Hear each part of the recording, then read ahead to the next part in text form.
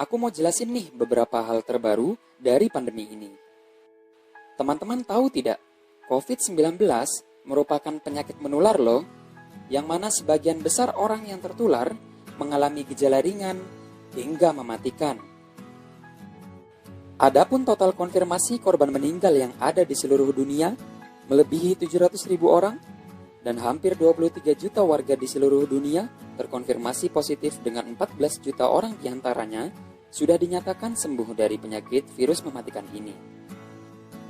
COVID-19 muncul pertama kali pada Desember 2019 di Wuhan, Tiongkok, dan menyebar ke negara lain mulai Januari 2020 dan di Indonesia mengumumkan adanya kasus ini pada Maret 2020. Infeksi COVID-19 dapat menyebar dengan beberapa cara loh teman-teman.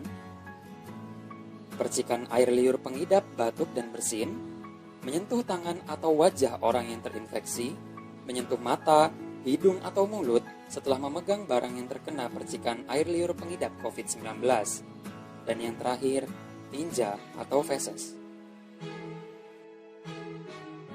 Sejak awal kemunculannya, virus ini terus berevolusi, dapat dibuktikan dengan gejala-gejala yang ditimbulkannya.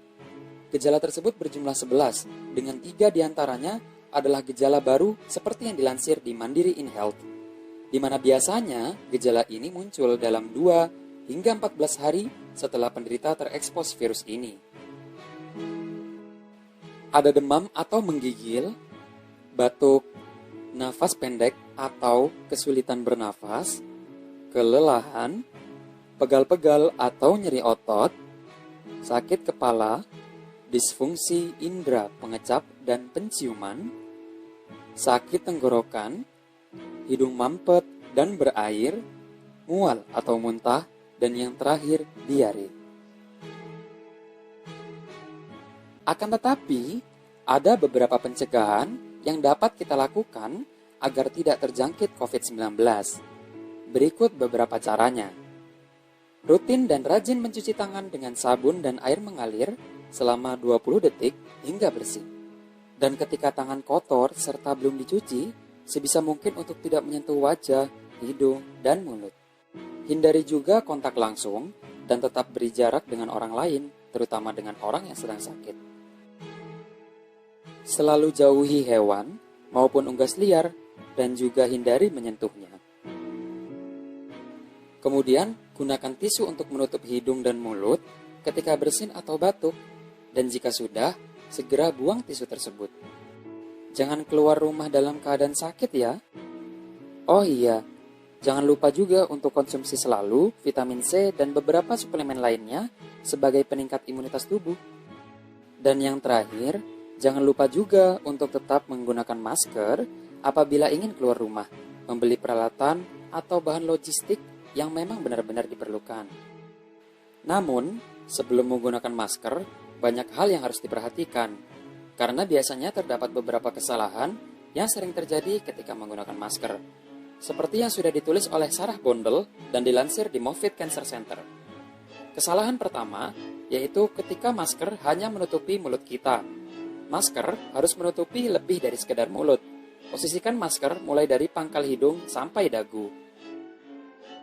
Kesalahan kedua, yaitu saat masker terlalu longgar. Sebelum menggunakan di luar rumah, pastikan masker menempel dengan pas dan nyaman di wajah kita, terutama saat digunakan untuk bernafas. Kesalahan ketiga, yaitu ketika kita memegang masker saat masker digunakan. Alangkah lebih baiknya kita bersihkan tangan terlebih dahulu sebelum menggunakan masker, dan jangan pernah posisikan masker di bawah dagu hingga leher pada saat tidak menggunakannya. Ketika beraktivitas yang mengharuskan untuk melepas masker, lebih baik masker dilepas saja daripada diletakkan di bawah dagu hingga leher. Kesalahan keempat, yaitu pada saat melepas masker. Ketika akan melepas masker, usahakan sebaik mungkin untuk tidak memegang masker bagian luar, dan lebih baik melepasnya dengan memegang bagian pengikat tali yang menyangkut di daun telinga. Jika sudah melepasnya, segera cuci tangan sebelum memegang mata, hidung, ataupun mulut ya. Kesalahan terakhir yaitu ketika kita tidak bisa membersihkan masker dengan benar. Untuk menggunakan kembali masker kain, kita harus memastikan terlebih dahulu apakah masker kita terkontaminasi atau tidak. Kemudian masker tersebut harus sering dibersihkan teman-teman. Bisa menggunakan mesin cuci untuk membersihkannya. Selain masker, terdapat juga loh pelindung muka dari plastik yang mungkin lebih dikenal dengan nama face shield. Pelindung ini banyak digunakan untuk melindungi masyarakat ketika di luar rumah. Namun, apakah pelindung plastik ini memang benar-benar bisa melindungi muka dari infeksi udara dengan baik? Berikut seputar informasi yang dilansir oleh laman BBC Future mengenai hal ini. Mohon disimak ya teman-teman.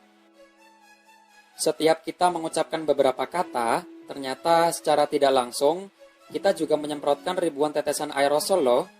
Kemudian apabila terdapat seseorang yang terinfeksi virus, maka ia akan menyemprotkan ribuan tetesan aerosol yang sudah terinfeksi virus. Serem ya teman-teman. Apalagi jika dibayangkan ketika orang terinfeksi virus menggunakan pelindung plastik, namun tak menggunakan masker di dalamnya.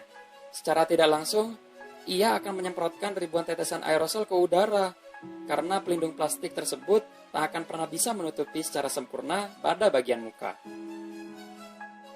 Maka dari itu, sebaiknya kita tetap menggunakan masker ya teman-teman, walaupun sudah menggunakan pelindung plastik. Selain mengurangi penyebaran virus bagi orang yang sudah terinfeksi, tetapi hal ini juga bisa melindungi kita semua dari infeksi virus tersebut loh. Penjelasan tadi merupakan beberapa hal yang perlu diketahui, dilakukan, serta dihindari selama pandemi ini. Namun, alangkah lebih baiknya kebiasaan-kebiasaan baik tersebut tetap kita terapkan di luar pandemi ya.